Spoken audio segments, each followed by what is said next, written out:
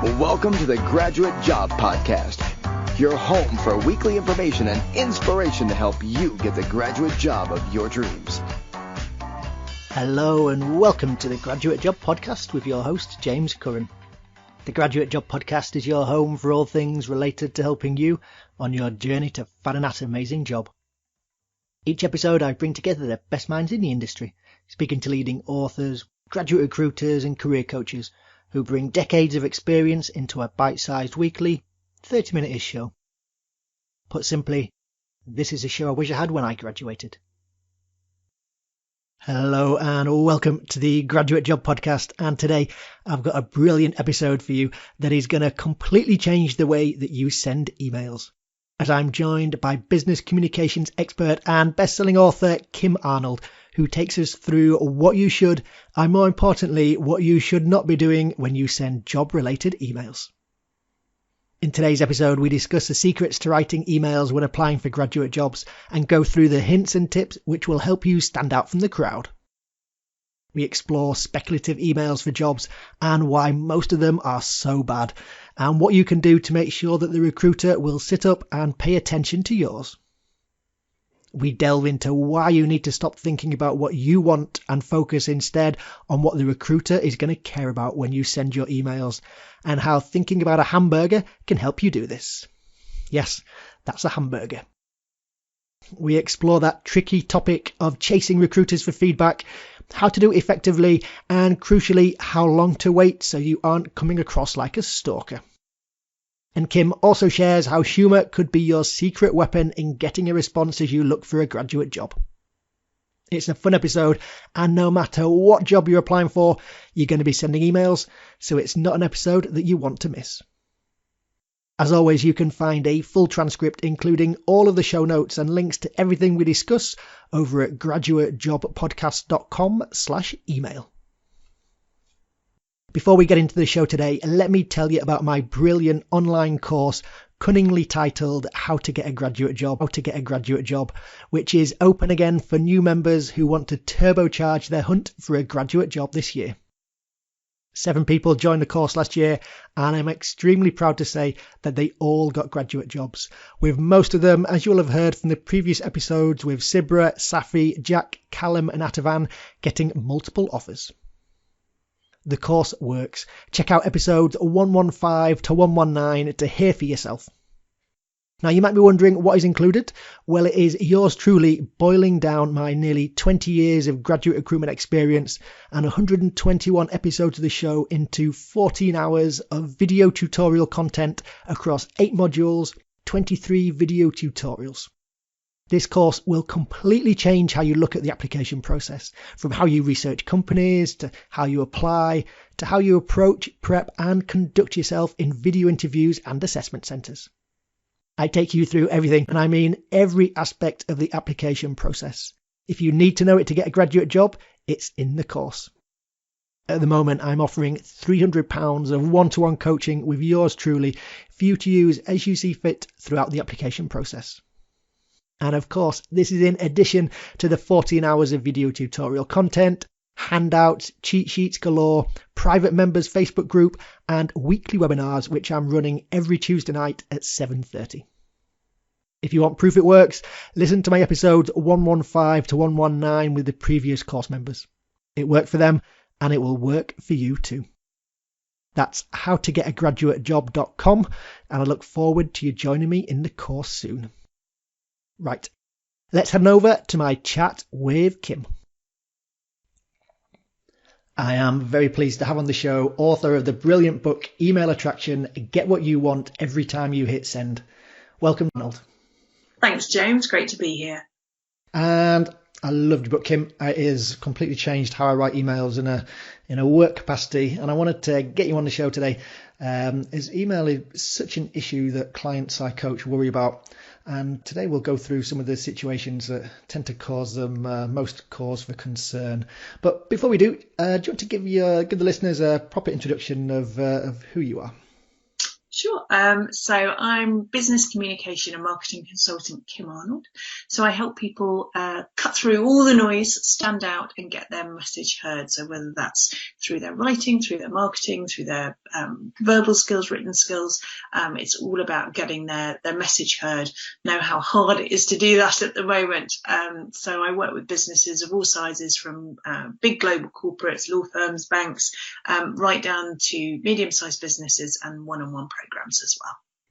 Perfect. And email is such an important thing. If you are applying for a job, whether you're sending speculative job applications, trying to get work experience, following up with HR to find out where you are in the process, through to trying to get some feedback on your overall performance at an assessment centre or an interview.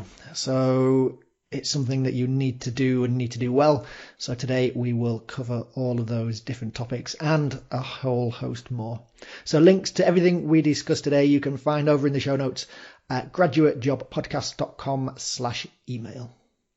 So Kim, let's start with a really depressing start from your book, which did depress me when I read it. 6 years of a life.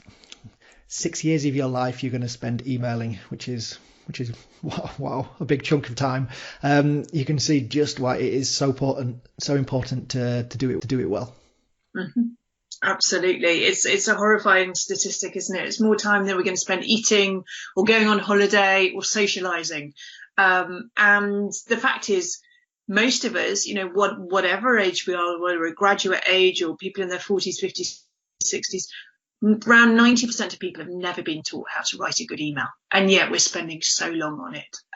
So one of the reasons I wanted to write the book Email Attraction was to help people with this. We take driving lessons when we drive all the time, so why shouldn't we learn how to, some of the tools of the trade, some of the tricks of the trade to write emails better. Brilliant. And you'll be, at the end of this, listener, you will have improved the standard of your emails, I guarantee you. And Kim, I like the key theme of the book, that it's not the reader of the email who's a problem, but it's the sender. Let's start with maybe why that is the case.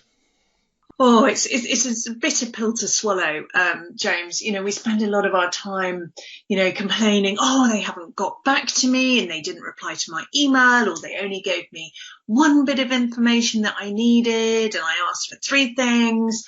And we tend to point the finger a lot. And actually what we don't do is look at how we ourselves communicate. And we don't ask, did I make it easy for that person to reply to me? Because all too often we make so many mistakes with email. So we might overload people with information, or we're not clear about what we want to get out of it, or we're sort of overly polite and sort of use lots of fluffy language, like, if you wouldn't mind if you get a moment, perhaps if you could, but don't worry if you're too busy, it's all right. And the person reading it goes, oh my goodness, I've got 10 seconds. I can't be bothered with this. It's all right. And the person reading it goes, oh my goodness, I've got 10 seconds. I can't be bothered with this. I don't know what they want. So often, not always, we're dealing with busy people, but I would say the majority of the time, the reason why people don't reply to our emails is because we don't write good emails in the first place. And once we realize that, it's actually quite powerful, because we're taking some of that control back into our own hands. And if we think, right, if we're really focused, we put a lot of effort into writing emails that are, they're snappy, they're to the point, they're really clearly asking for what we want, then actually we're going to get a better response. We're going to get people to reply to us more quickly and more often.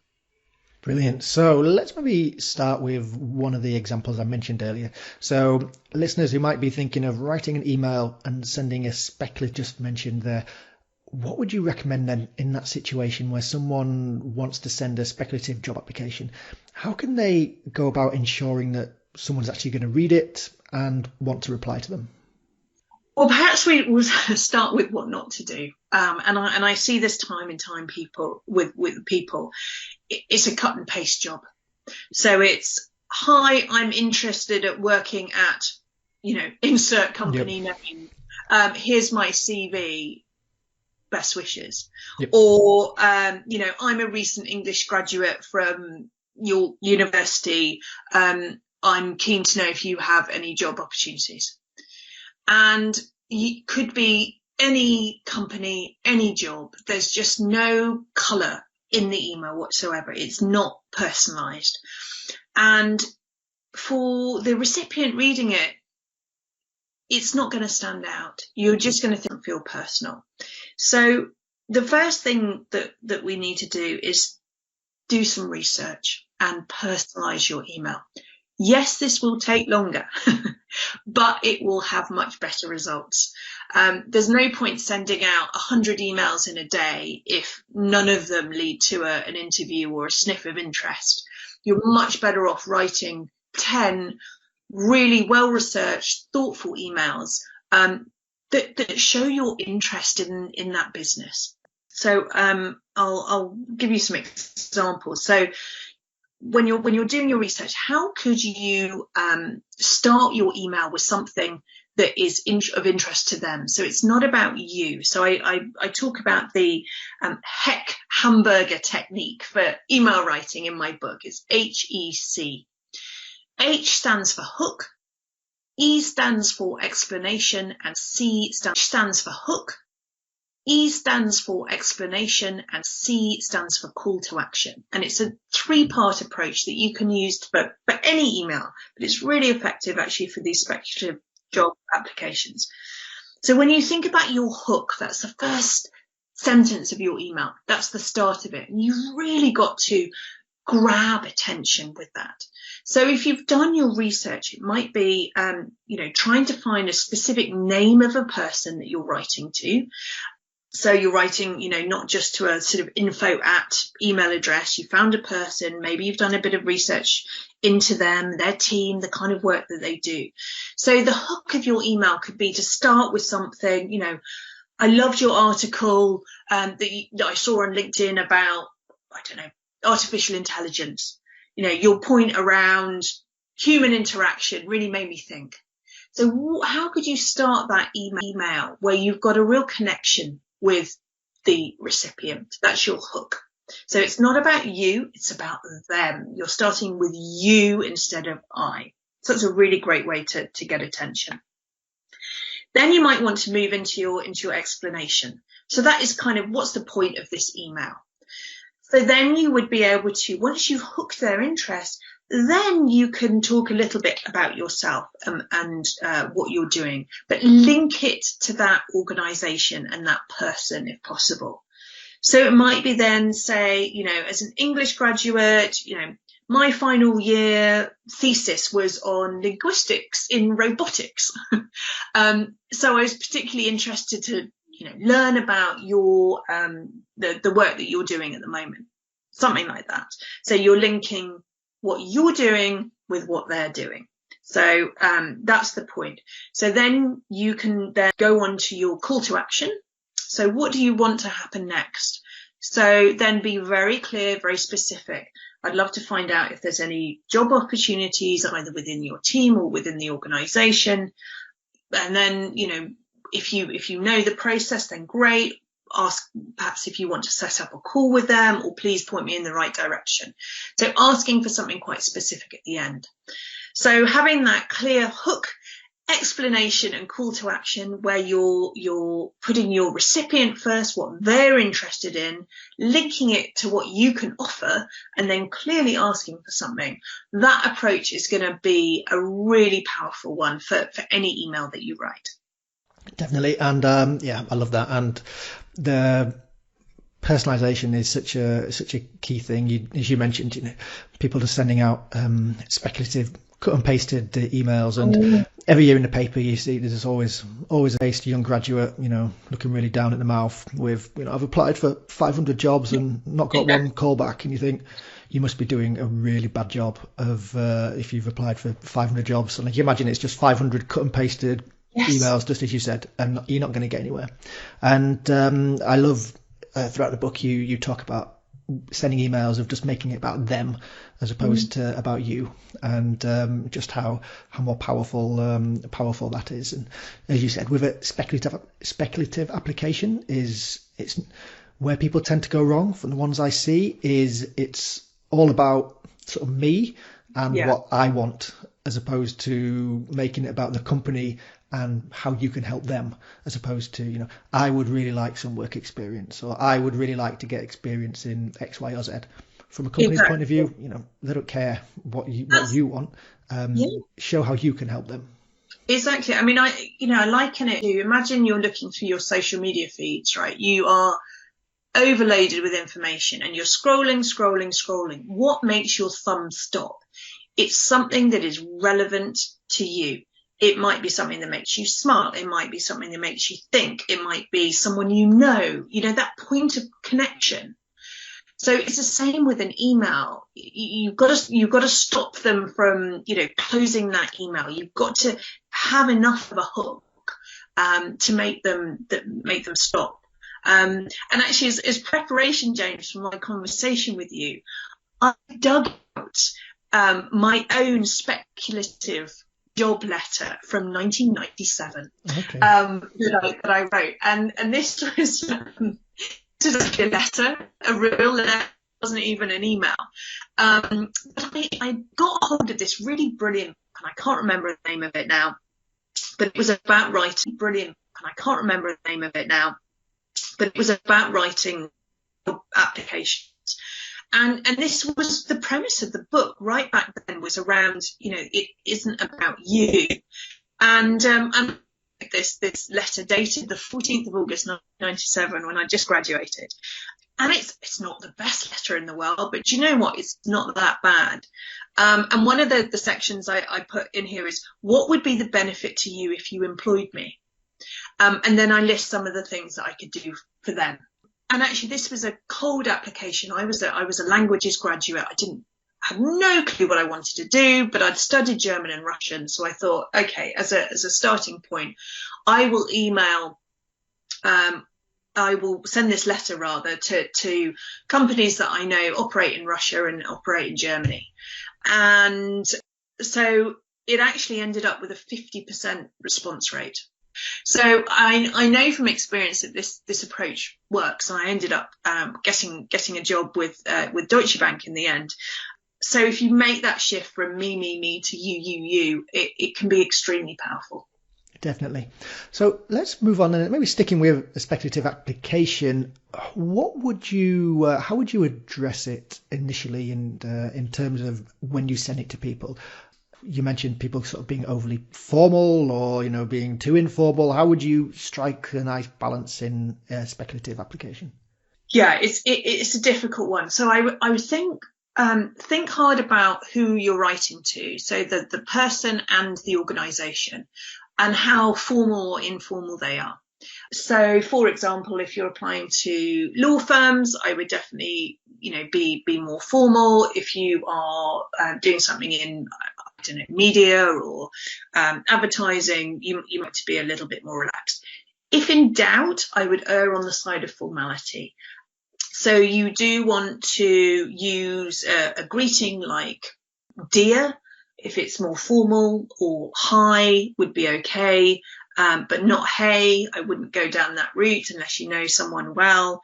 Make sure you use a prefix. Again, if it's a more formal one, you might want to use Mr. or Ms. or Doctor. If it's a less formal, you can just use a first name. But err on the side of caution always. People want to know that you're going to be polite, that you're going to be, easy to work with. So I'd avoid emojis, keep those for your texts. Think of an email more like a letter than you do a text or a direct message. That will just sort of help you get in the right frame of mind. Use a letter than you do a text or a direct message. That will just sort of help you get in the right frame of mind. Use a sign off. So not something like cheers or bye. I'd use something a bit more formal like best wishes or many thanks, something like that. You don't need to go as far necessarily as kind regards unless it is a very formal environment. But make sure you use these conventions, these sort of more letter focused conventions. You want full sentences, punctuation.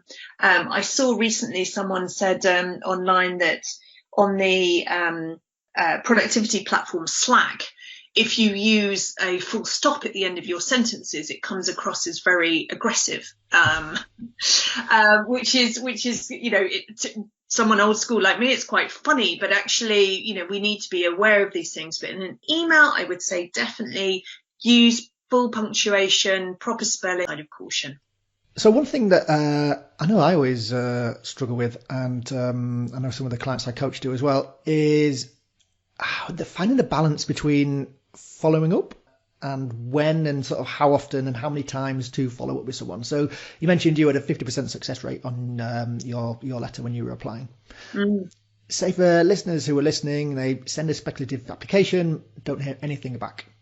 What would you suggest is a good time frame for A, waiting to then sending a follow-up, and B, how to send a follow-up without it being passive aggressive, in terms of just bumping this to the top of your inbox type response? Yes, it's a tricky one. I would say don't wait too long. So don't pounce on them 2 days later, but I wouldn't leave it more than a fortnight. If it hasn't, you know, if you haven't heard anything, probably within about 10 days, I would follow up.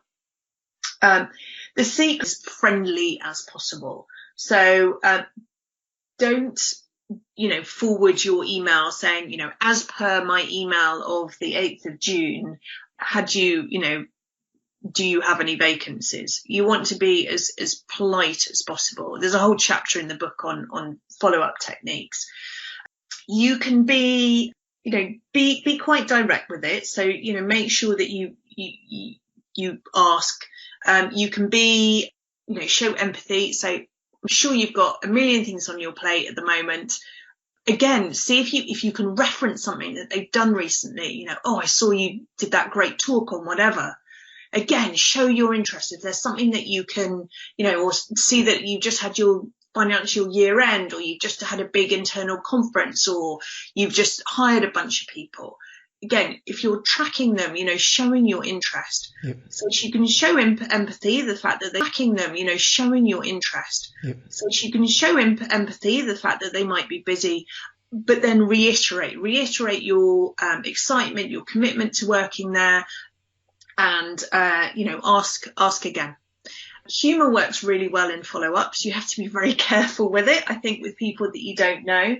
But, you know, showing your passion, your excitement, you know, I'm sorry to email you again, but you know, every time I see a post from your company in my feed, I get really excited. I like that. So there's a way to, you know, show your passion in your follow-up. And I don't think anyone can get annoyed with that. I think if you just keep sending the same old dry emails and guilting people, then we just think, oh God, it's them again. We don't want that. But showing your passion, showing your real enthusiasm, then I think that can work well. Or, you know, your real enthusiasm, then I think that can work well. Definitely. And I get quite a few emails into the inbox for the podcast, and I'm quite disorganized as well. So I actually, a lot of the time I, you know, get an email and I do want to reply, but then I'll just sort of not get around to it. So it's often really useful. Maybe it's a mentality shift as well, that, oh, I'm going to be pestering them, or, oh, you know, they just said no, whatever. A lot of time people are just really busy and just about missed it, and then really might want to reply, but it's just slipped down their to-do list. So it actually often really helps if you do get, you know, as you said, a friendly, well-written reminder can work wonders. Exactly. What's the worst that can happen? They just don't reply, you know, or, you know, if they do reply and say, I mean, I don't think anyone really gets a reply saying stop bothering me. You know, that I think most people are, you know, they understand as long as you're friendly and polite. You know, I think you've got not much to lose really by following up. Definitely. So maybe linking in quite well to this point is another topic that listeners to the show and clients I coach often worry about is chasing the HR department for an update of where they are in the process. So often graduate jobs, the process is very slow, with companies saying, oh, you know, we'll let you know at the end of the month. You know, a month, 6 weeks later, you still haven't heard.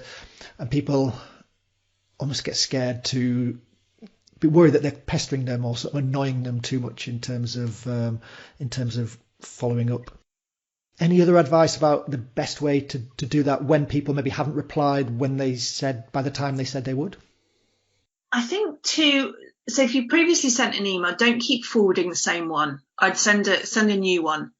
Because if you want to send more than one chaser, and I think you're allowed to, you've given your time to the organisation, so they should, give you feedback too. Send fresh emails. So don't guilt trip them and say, oh, I didn't get a response last time. Sending another email, still really keen, still love the business, still excited.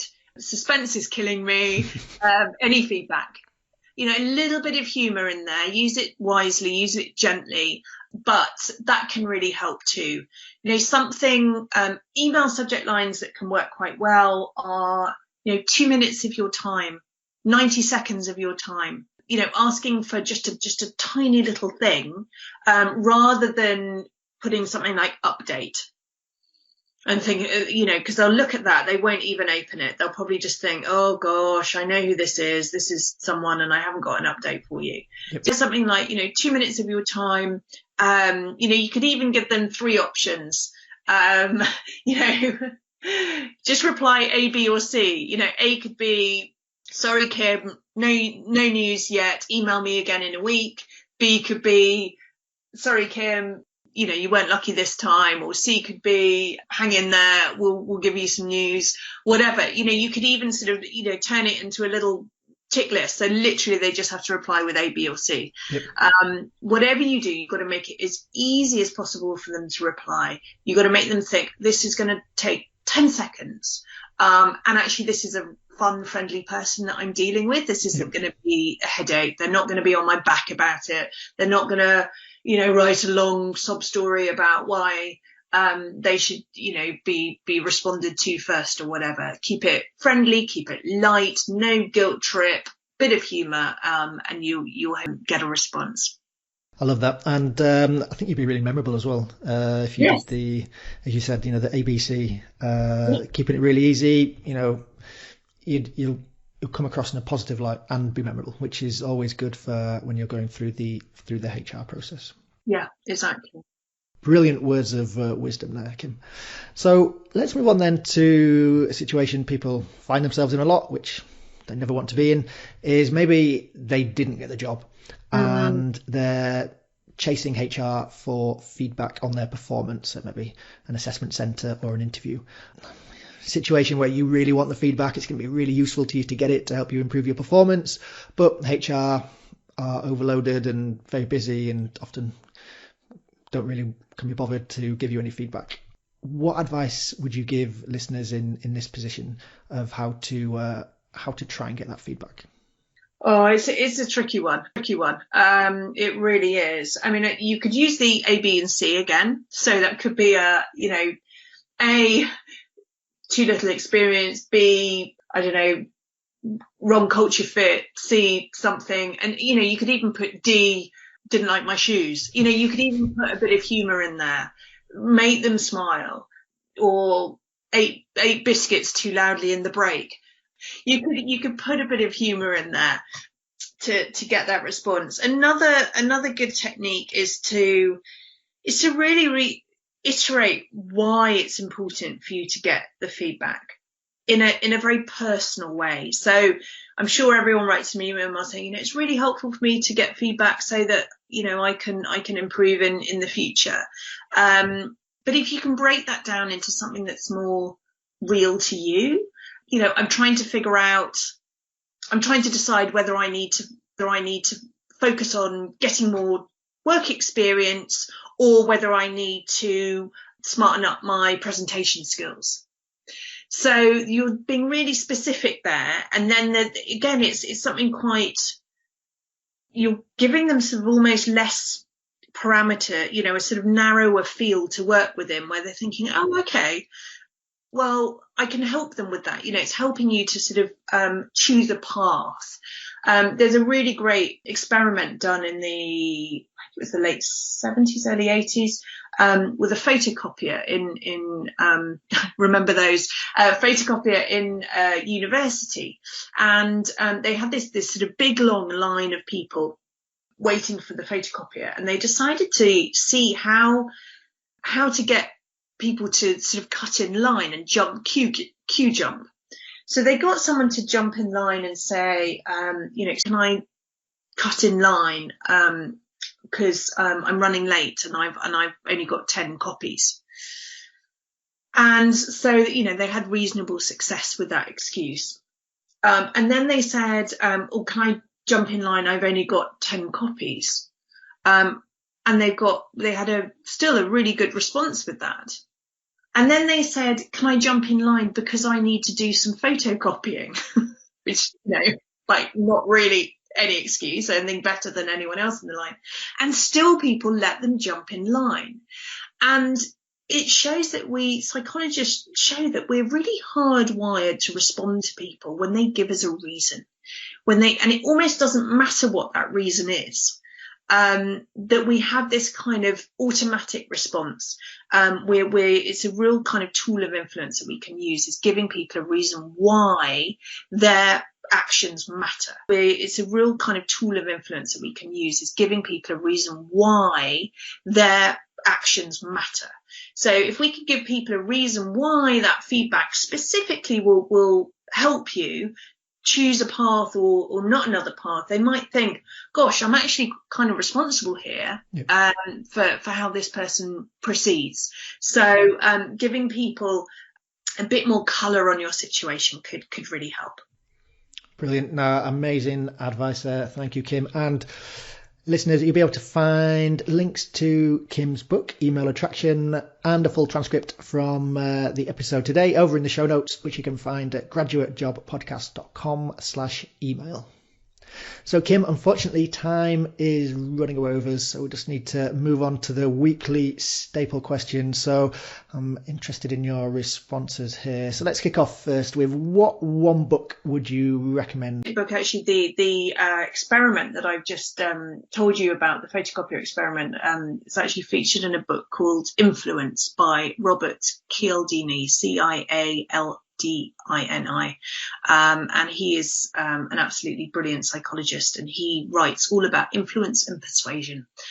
So it's a brilliant book if you want to learn how to really up your influencing skills and get people to do what you want, which I think we all do, right?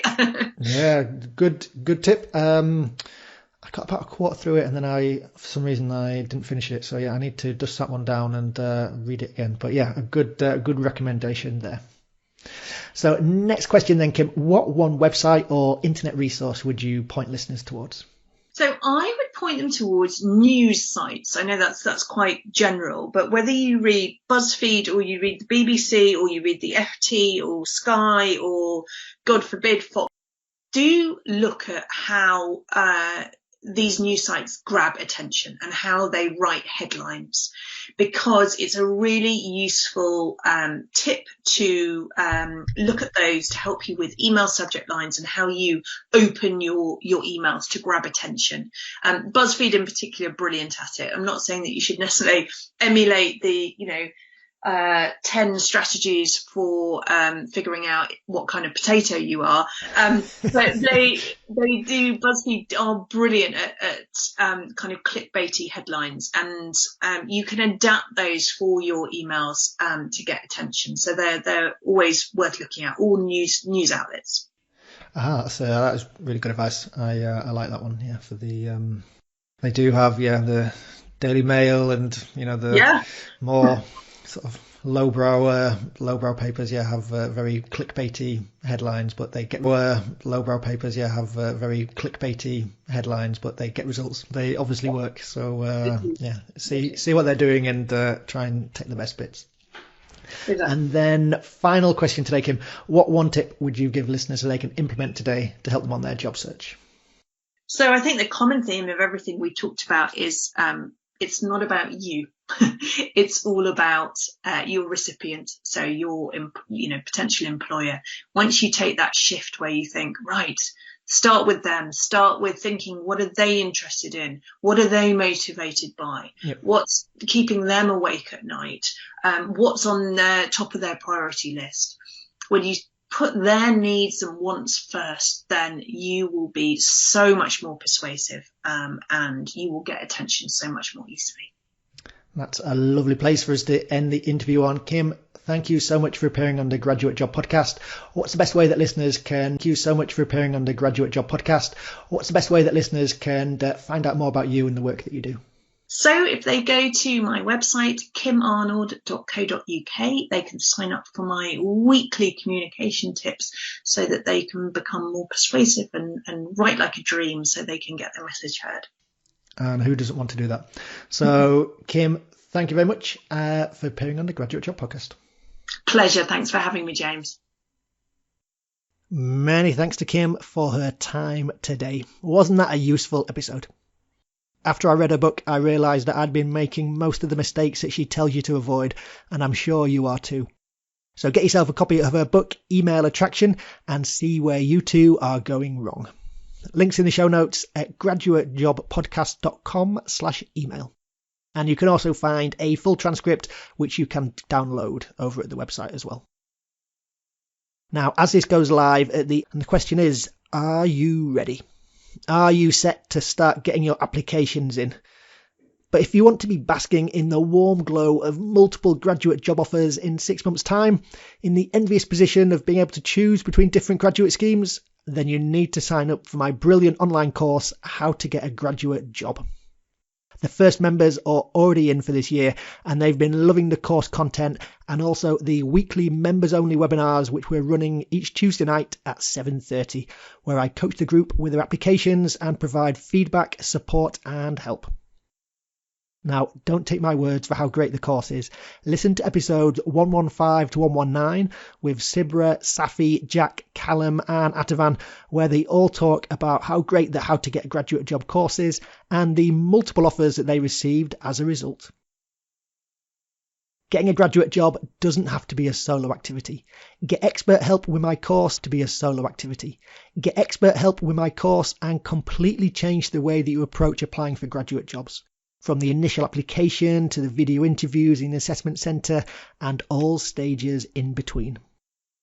Go to howtogetagraduatejob.com to find out more and take advantage of the 4 hours of one-on-one coaching with yours truly that comes with the course if you sign up now.